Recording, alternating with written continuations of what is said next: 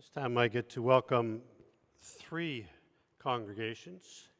I'm impressed by the TSP folks who found your way up here. Good to see you. They've all congregated in one corner, so it's a good thing we're not a ship, or we would be listening a little bit. The good news is, from my perspective, we would be listening to the left. But also a warm welcome to folks from Bloor Street United Church and from St. Matthew's United Church. It's good to have you with us.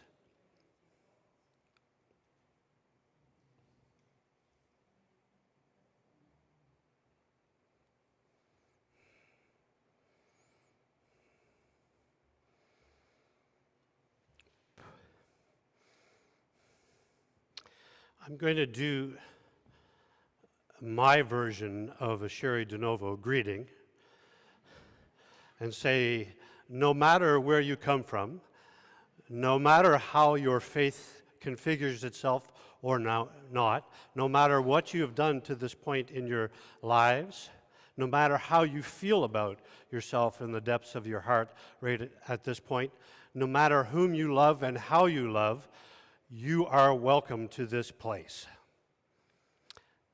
How'd they do, TSP folks? Close, huh? And it is in the spirit of that welcome that we offer the peace of Christ and say, the peace of Christ be with you always. And also with you. I share the peace among us this morning. How many of you know the 519 Community Center on Church Street? So somebody recently brought to my attention their acknowledgement of traditional territory, which I think may be the finest example of ones that I've seen. So here it is. We are located in Takaranto, now known as Toronto, which in Mohawk means where there are trees standing in the water. Today, Takaranto is covered under Treaty 13 and the Williams Treaties. It is the traditional territories of many First Peoples, including the Mississaugas of the Credit, the Anishinaabe, the Chippewa, the Haudenosaunee, and the Wendat peoples. As we gather here today, these nations continue to experience ongoing colonization and displacement, where land acknowledgements are offered in place of land itself. The territory is part of the Dish with One Spoon Wampum, a treaty made between the Anishinaabe, Mississaugas, and Haudenosaunee, where nations entered into an agreement to protect the land and responsibly care for its resources in harmony together. As settlers, newcomers, refugees, and indigenous peoples, we have all been invited into this territory in the spirit of peace, friendship, and respect. We are also mindful of broken treaties that persist across Turtle Island today, and we recognize our responsibilities as treaty people to engage in meaningful, continuous processes of truth and reconciliation with all our relations. We also remember those who came here involuntarily, particularly those brought to these lands as a result of the transatlantic slave trade and slavery. This was built on stolen land and stolen labor of Black, Indigenous, and racialized people.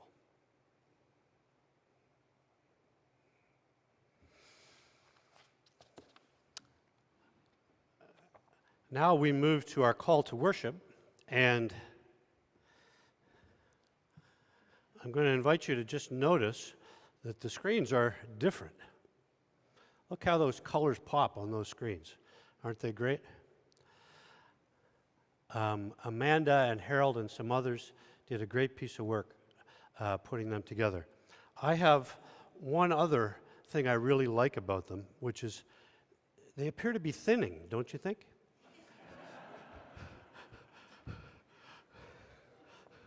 Okay.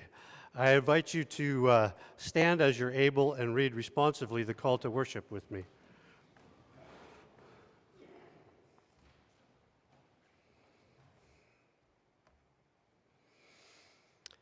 Hear a just cause, O Lord. Attend to my cry. Give ear to my prayer from lips free of deceit.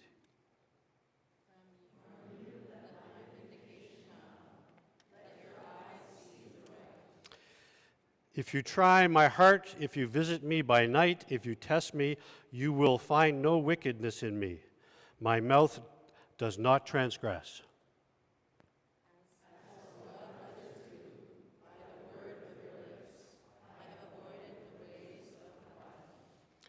My steps have held fast to your paths. My feet have not slipped.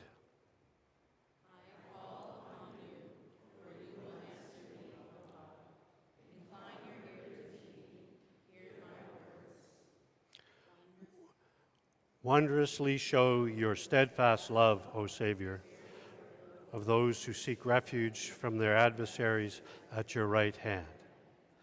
As for me, I shall behold your face in righteousness. When I awake, I shall be satisfied, beholding your likeness. And you might as well continue standing because our first hymn is "Oh, a Song Must Rise," which is in More Voices 142, but the words are also on the screen.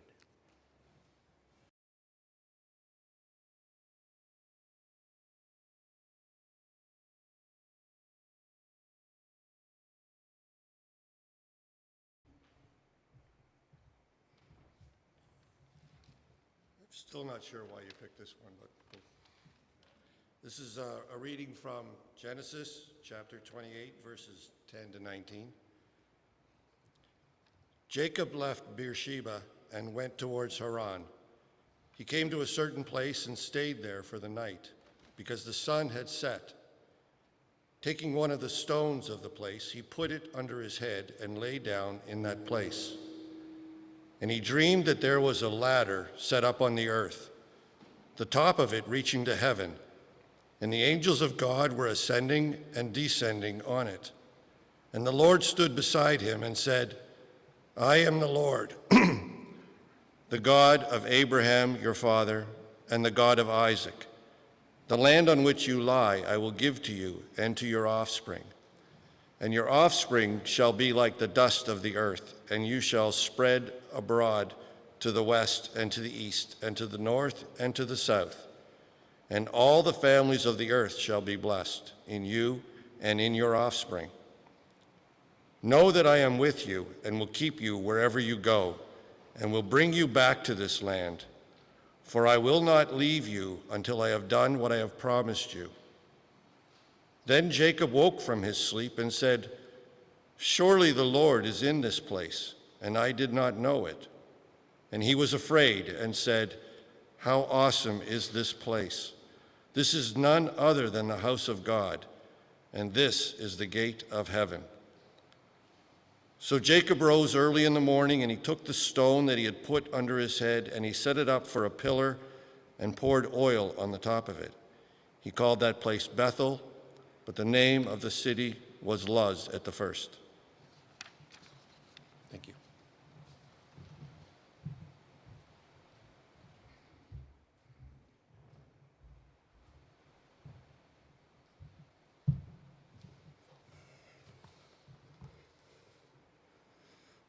I just have to say, Bobby, I think the thinning bit works better for me than it does for you. Maybe it's more needed.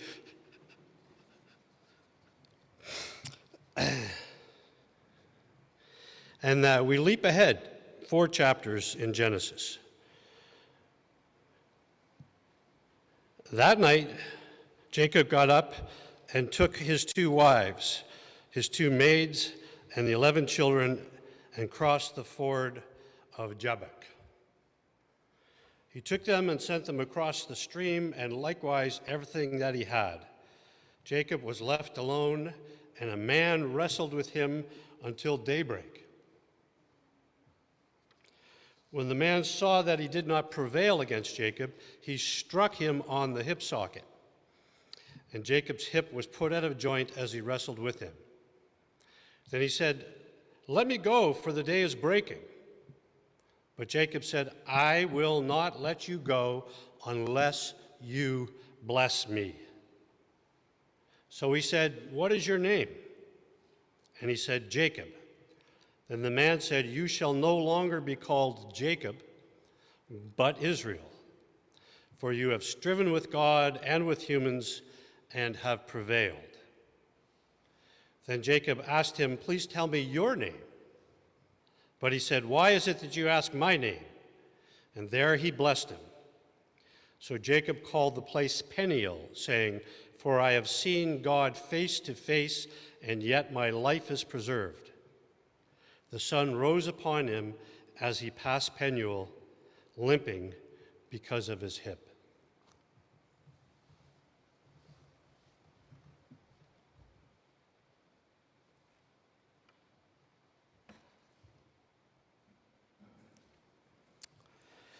That song, written by Pete Seeger, many of you will know, is just written entirely from the words of chapter 3 of the book of Ecclesiastes, with one line added at the end for the purposes of hope.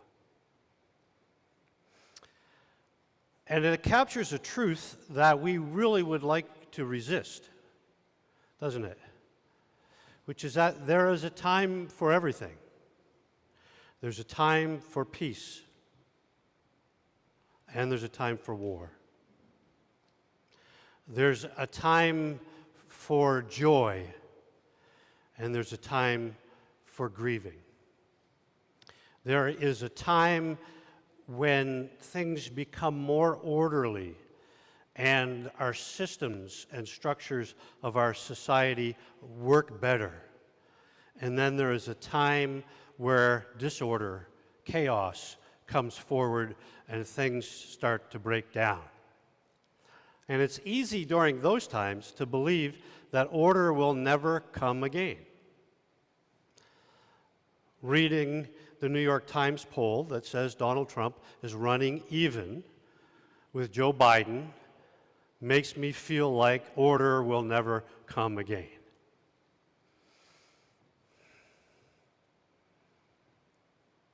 Spending my vacation in Nova Scotia wedged between fires and floods makes me feel like order will never come again.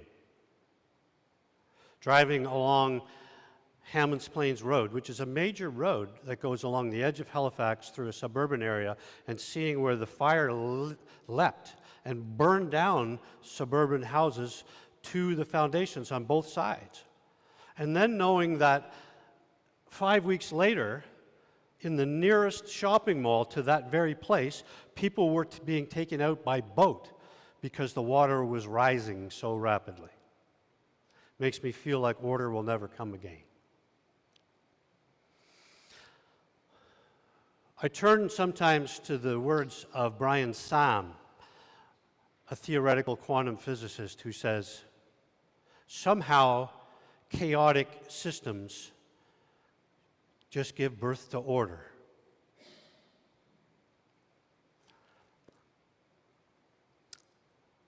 If you take a look at all of the great narratives in the Bible, especially the Hebrew scriptures, you'll notice that they all take place almost without exception in the times of disorder, when for Israel things have fallen apart.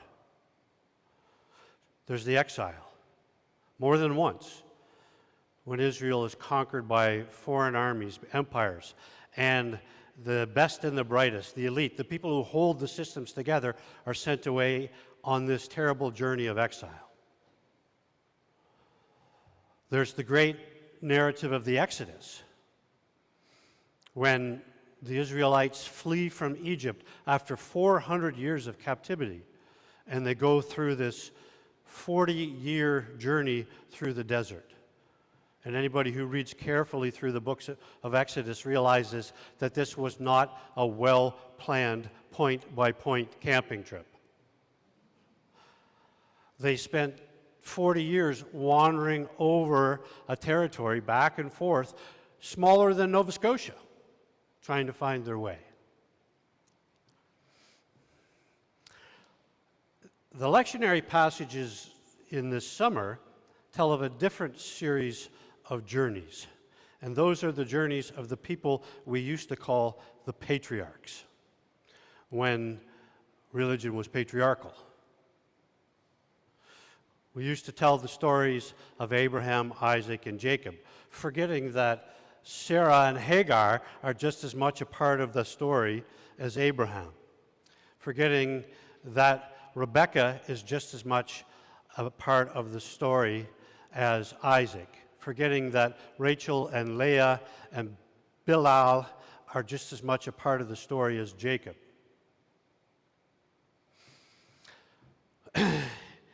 I think that this set of stories in the book of Genesis says a great deal to us in this time. It speaks to us helpfully in this time because everything's falling apart. The politics, the religion, and the lives of the people in these narratives looks like a Game of Thrones. It's strange, it's dangerous, and it's disorienting. The great father of the three Abrahamic religions, Abram, later called Abraham, sent his wife off to become the concubine of two different kings. And it turns out that she's his half-sister. Jacob journeys with Lot for a time. Lot goes off to Sodom and Gomorrah, and those cities are destroyed for a complete lack of righteousness. And as Lot flees with his family and his possessions, they are warned, do not look back. But his wife looks back, and she is turned into a pillar of salt. Then the part that somehow never gets in the lectionary, Lot ends up fathering the children of two of his daughters, one of whom becomes the founder of the nation of the Moabites and the other the Ammonites. It just happens that the Moabites and the Ammonites were the enemies of the people writing these scriptures. I wonder if that had something to do with this. But it is a weird and strange time when everything seems to be broken down. And there's danger. All three of these patriarchs and their families wander back and forth in and out of the land that was promised to them, never seemingly being able to settle and being caught into the warfare of the little city-state kings in between when they're not being driven off to Egypt and into total exile. In some ways, I would say that these are extremely apt narratives for the church today.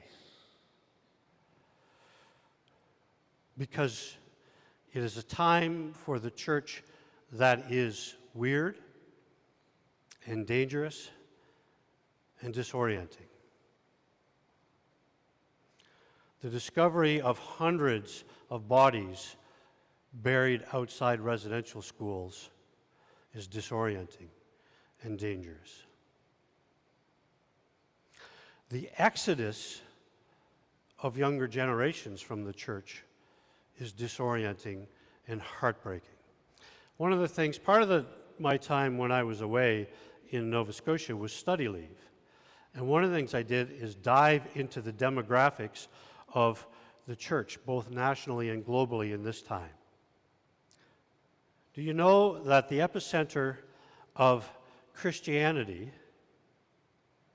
is shifting deeply south? It was a time when 80% of Christians in this world were in the Western Hemisphere, the vast majority of them white. Now, 67% of Christians are black, brown, or yellow. And the same thing that's happening globally is happening in this country. Because the churches that historically have been dominated by upper middle class white Protestants especially are dying at the fastest rate. The United Church of Canada is declining at the fastest rate of any religious organization in Canada.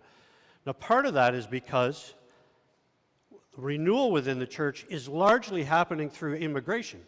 So when Presbyterians from Korea come, they show up looking for a Presbyterian congregation. When Anglicans from Africa show up, they come looking for an Anglican congregation. When Catholics from the Philippines come, they come looking for a Catholic congregation. Almost nobody shows up looking for a united church, the great counterexample being Chrysler, who comes from the United Church of South India in Chennai.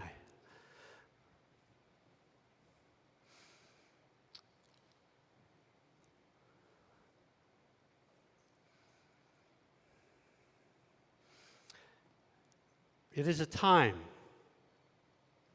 for us to accept the turning and to accept that we need to turn to those great narratives of disruption and in them see our own.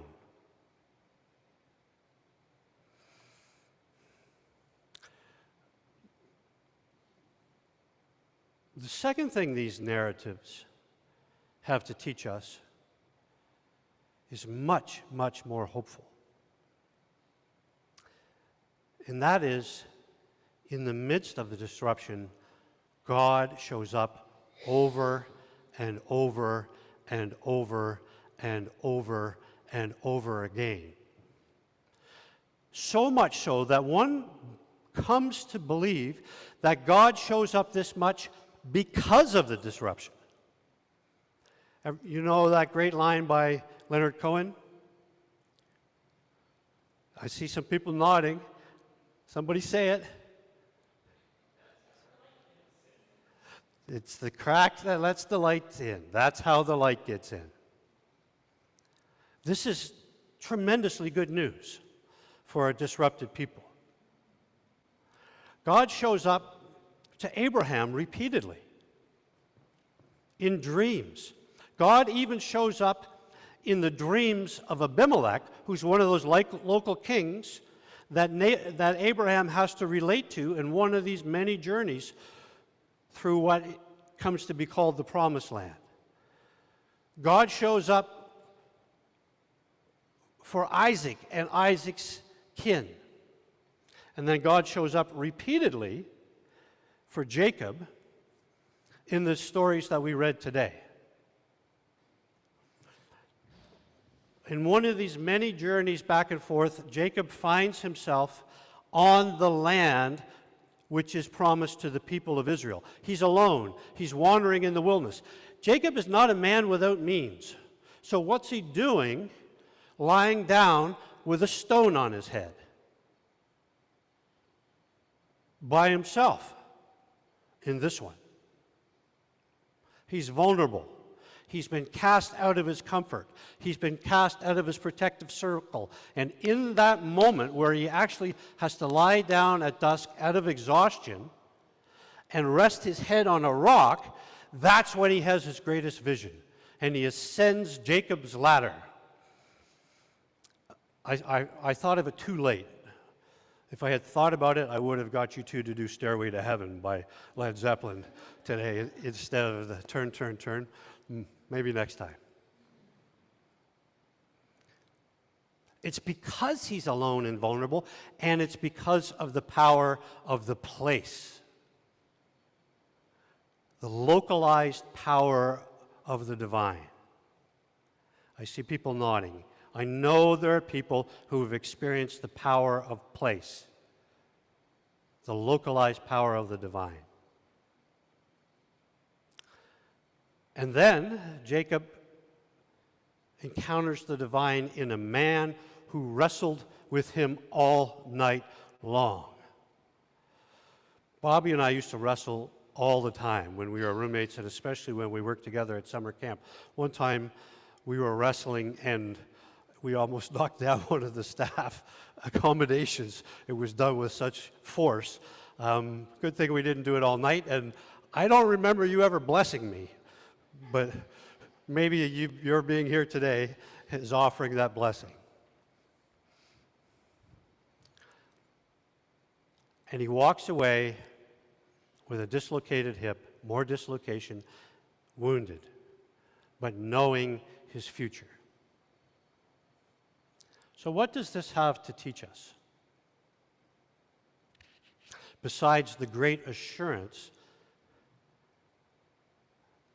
that God shows up when we're dislocated.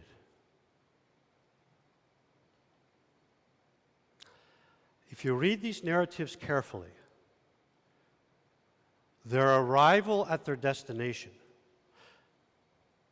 the escape from slavery, none of these things happen because of 10-point multi-year strategic plans. None of these things happen because of the intelligence or the wisdom or the skill of the leaders. As a matter of fact, just like Jesus' disciples, the characters in these stories are knuckleheads much of the time.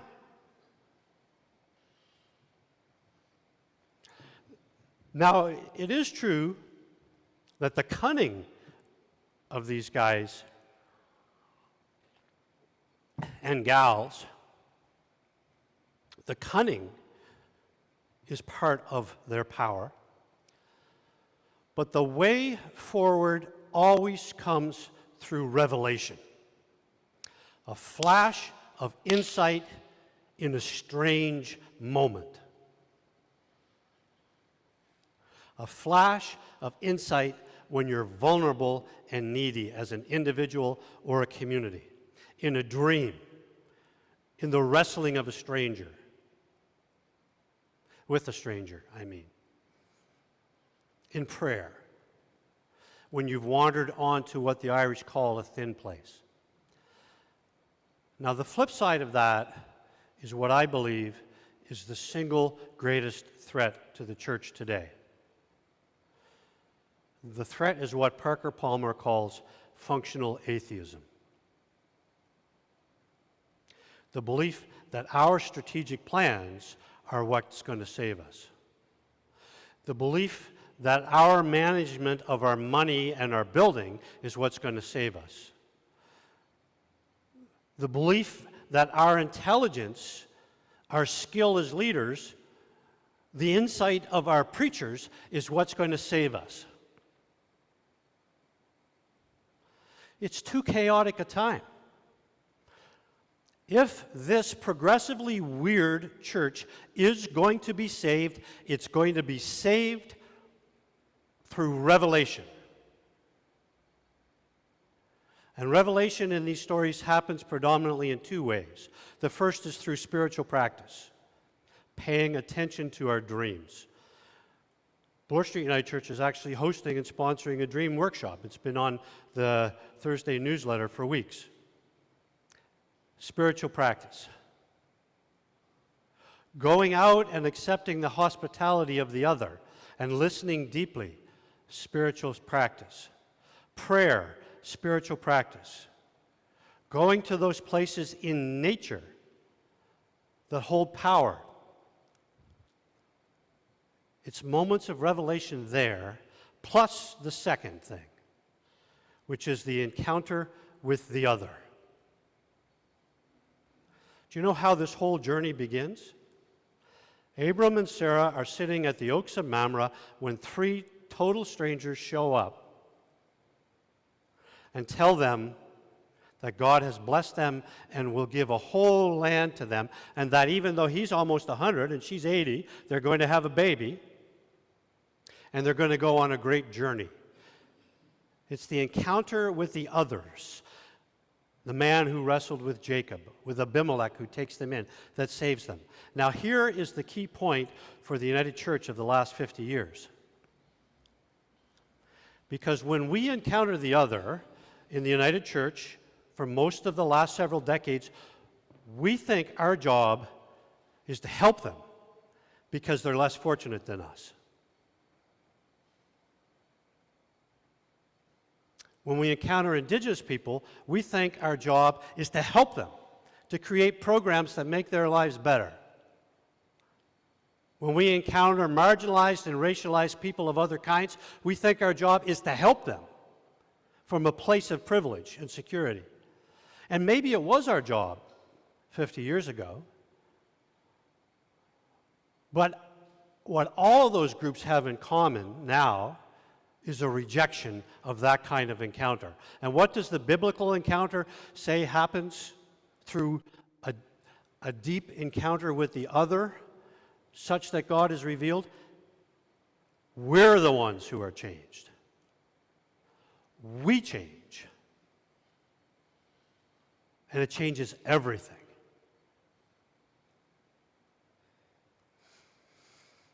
Okay. Just because this sermon has been so light, without any challenge or depth of content, I'm going to add one ancillary comment. The epilogue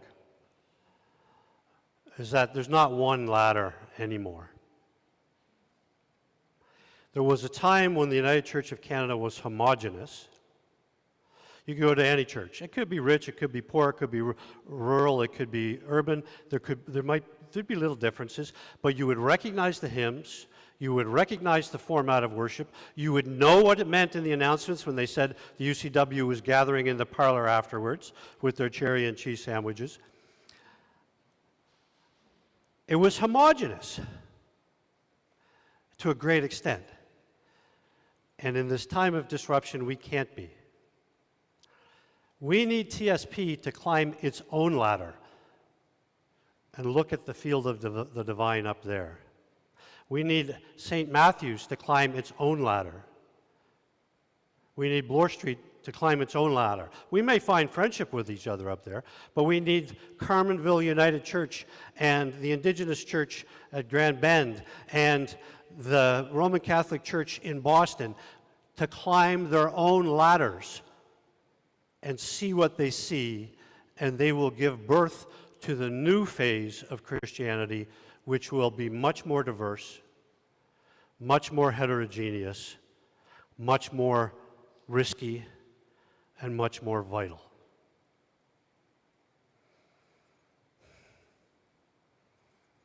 Well, that's probably enough for one sermon, don't you think? Blessings.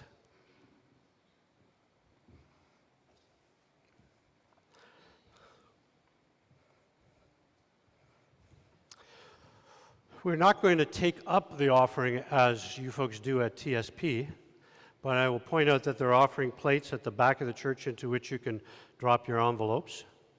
And for those of you who are on Zoom, offering information is going to be posted. But just to acknowledge the offering and its importance, not just financially, but all the things we offer, we're going to have an offertory hymn.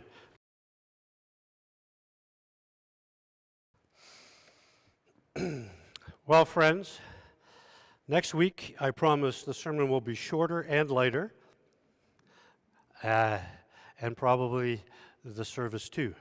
I hope you come back and you check in. And I hope that you have a fantastic week in between.